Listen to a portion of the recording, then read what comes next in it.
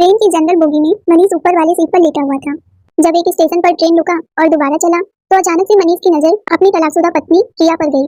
उसे इस बात की खबर भी नहीं थी कि कब वो ट्रेन में आकर बैठ गई थी। 5 सालों के बाद वो अपनी पत्नी को देख रहा था। प्रिया पहले से बहुत कमजोर दिख रही थी और उसने एक हल्की गुलाबी रंग की सस्ती सी साड़ी पहनी हुई थी। उसके गले में नहीं तो मंगलसूत्र था और नहीं माथे पर बिंदी। उसे देखकर लग रहा था कि अभी तक उसने दूसरी शादी नहीं की, तो क्या वो भी मेरी तरह आज भी अकेली है। मनीष के मन में ये सब बात चल ही रहा था कि तभी प्रिया की नजर मनीष पर पड़ी। जब दोनों की नजरें मिली तो मनीष दूसरी ओर देखने लगा। फिर अचानक पता नहीं मनीष के दिमाग में क्या आया कि वो अपनी सीट से उतरकर नीचे आ गया और प्रिया के बगल में बैठे लड़के से बोला कि क्या आप प्लीज मेरी सीट पर जाकर बैठ जाएंगे। वो उसकी बात मान लिया और मनीष प्रिया के बगल में बैठ गया। वहाँ बैठकर मनीष प्रिया से बोला, कैसी हो प्रिया। वो मनीष की ओर ना देखते हुए उसे बोली, मैं ठीक हूँ। और आप कैसी हो। मनीष ने जवाब दिया, मैं भी बढ़िया हूँ, लखनऊ जा रहा हूँ। त्योहार होने की वजह से ट्रेन में इतनी भीड़ चल रही है, इसीलिए रिजर्वेशन में सीट कंफर्म नहीं हुआ तो मुझे जनरल बोगी से जाना पड़ा। वैसे तुम कहाँ जा रही हो। प्रिया बोली, मैं भी लखनऊ ही जा रही हूँ। वो आजकल मेरी मम्मी वहीं छोटे भाई के पास रह रही हैं। इन दिनों उनकी तबीयत थोड़ी खराब है, इसीलिए मैं उनसे मिलने जा रही हूँ।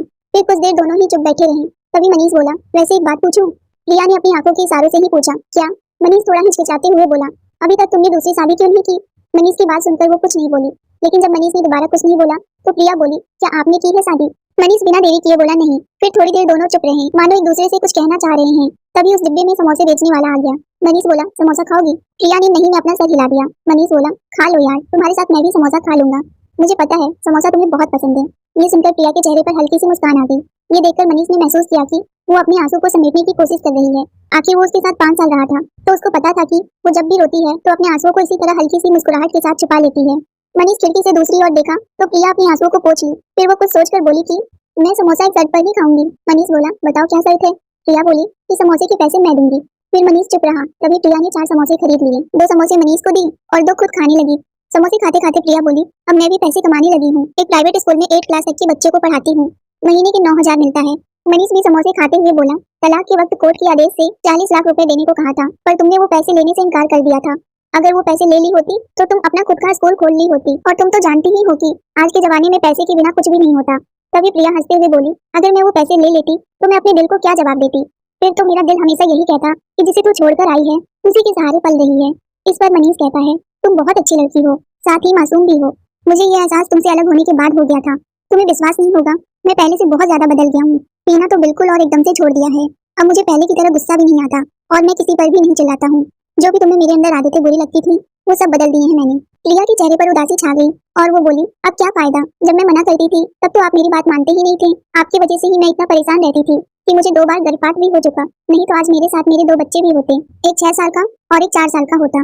इतना बोलकर ही प्रिया की आंखों में आंसू भर गया। बच्चों की बातें का जब पता चला तो मनीष की आंखों में भी आंसू आ गया, लेकिन वो मर्द था इसीलिए उसने अपने आंसुओं को बहने से पहले ही समेट लिया और बोला कि कभी कभी लगता है कि मैं बहुत बुरा इंसान हूँ, क्योंकि मैं कभी भी तुम्हारी कदर नहीं कर पाया। उसी का आज सजा काट रहा हूँ। अब तो मेरे साथ मेरी माँ भी नहीं रही, बहुत अकेला हो गया हूँ मैं। माँ के गुजर जाने का प्रिया को बहुत दुख हुआ। वो बोली, माँ को तो ठीक ठाक मैं छोड़कर गई थी, क्या हुआ उनको। ये बात सुनकर मनीष अपने आंसुओं को नहीं रोक पाया और वो रोने लगा और रोते रोते बोला, वो तुम्हें हमेशा याद करती रहती थी और कहती थी कि बहू को घर वापस ले आओ। अब मैं उन्हें कैसे समझाता, भला तलाक हो जाने के बाद वो वापस नहीं आ सकती। इतना बोलकर मनीष चुप हो गया। प्रिया भी चुप बैठी रही। लखनऊ आने वाला था। तभी मनीष बोला कि वापस कब तक जाओगी। प्रिया बोली, बस आज भर यहीं रुकूंगी, कल सुबह की ट्रेन पकड़कर वापस चली जाऊंगी मैं। फिर मनीष पूछा, कितने बजे की ट्रेन से जाओगी। प्रिया बोली, हम लोग तो गरीब लोग हैं, स्लीपर में नहीं जा सकते, इसीलिए जनरल बोगी में सफर करते हैं। लखनऊ स्टेशन आ गया था। इतना कहकर प्रिया अपना सामान लेकर स्टेशन पर उतरी और मनीष भी उतर गया। तभी मनीष कहता है कि अगर मैं स्लीपर की 2 टिकट भी ले लूंगा तो मैं जानता हूँ कि तुम मेरे साथ नहीं जाओगी, लेकिन मैं तुम्हारे साथ जाना चाहता हूँ। मैं तुम्हारे साथ जनरल में भी चला जाऊंगा। बताओ कितने बजे वाली ट्रेन से वापस जाओगी तुम और कहाँ मिलोगी। प्रिया चलते हुए बोली, कल सुबह 8 बजे यहीं पर मिलूंगी। फिर वो ऑटो में बैठ गई और ऑटो कब आंखों से ओझल हो गई पता ही नहीं चला। मनीष लखनऊ में 3 दिन के लिए आया था, लेकिन प्रिया के साथ जाने के लिए अपना रूटीन बदल दिया। उसने दिन रात अपना काम करके अपने बिजनेस का काम खत्म किया और फिर अगली सुबह 7 बजे ही स्टेशन पर प्रिया का इंतजार कर रहा था। फिर प्रिया 8 बजे की जगह 9 बजे स्टेशन पर आई। वो मनीष को देखकर बोली, अरे आप अभी तक यहीं पर हैं, मुझे लगा कि आप चले गए होंगे। प्रिया खुश दिखाई दे रही थी और वो मनीष से बोली कि मेरी माँ पहले से ठीक है। तो मनीष बोला, ये तो बहुत अच्छी बात है। अच्छा मैं तुम्हारा भी टिकट ले लिया हूँ, देखो सिर्फ 40 रुपए की टिकट है, अब इसमें भी कुछ मत बोलना प्लीज। प्रिया हंसते हुए बोली, अच्छा कोई बात नहीं, अभी ट्रेन आने में आधा घंटा समय है, चलो तब तक हम लोग समोसा खा लेते हैं। समोसे के पैसे मैं दे दूंगी, हिसाब बराबर हो जाएगा। इतना बोलकर वो हंसने लगी। प्रिया जब भी हंसती थी तो मनीष की नजर प्रिया के चेहरे पर ही ठहर जाती थी। फिर दोनों ने साथ में समोसे खाए। 10 मिनट बाद ट्रेन भी आ गई। फिर एक नया सफर शुरू हुआ, लेकिन इस सफर में पहले से कुछ खास था। मनीष कुछ कहने के लिए कब से बेचैन था, लेकिन उसे डर लग रहा था कि कहीं वो इस बात को मना ना कर दे। मनीष ने देखा कि प्रिया अपने भाई के यहाँ से एक नई साड़ी पहनकर आई थी, जिसमें वो बहुत खूबसूरत लग रही थी। प्रिया खिड़की के पास बैठी थी और खिड़की से आने वाली हवा प्रिया की जुल्फे को बिखेर रही थी।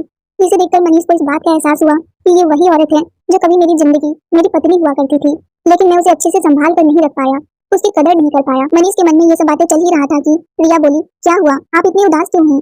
दोस्त बनकर ही सही कुछ पल मुझसे बातें कर लीजिए। इतने में मनीष बोल उठा कि मुझे दोस्ती नहीं चाहिए। प्रिया को इस बात से दुख हुआ। वो बोली, तो फिर क्यों आप मेरे साथ सफर करने के लिए इतने बेचैन थे? मनीष बोला, मुझे तुम चाहिए, हमेशा के लिए, अपनी पूरी जिंदगी के लिए, सातों जन्मों के लिए, मेरे साथ मेरे हर दुख सुख में साथ रहने के लिए। मनीष ने ये सब बात इतनी जल्दी में बोला कि प्रिया बस उसे देखती ही रह गई। और फिर आगे मनीष बोला, मैं बहुत गलत था जो तुम्हें नहीं समझ पाया, लेकिन मेरा विश्वास करो, तुम्हारे जाने के बाद मैं बिल्कुल बदल सा गया हूँ। मुझे मेरी गलतियों का एहसास हुआ। प्रिया मुझे माफ कर दो यार प्लीज। इतना कहकर वो रोने लगा।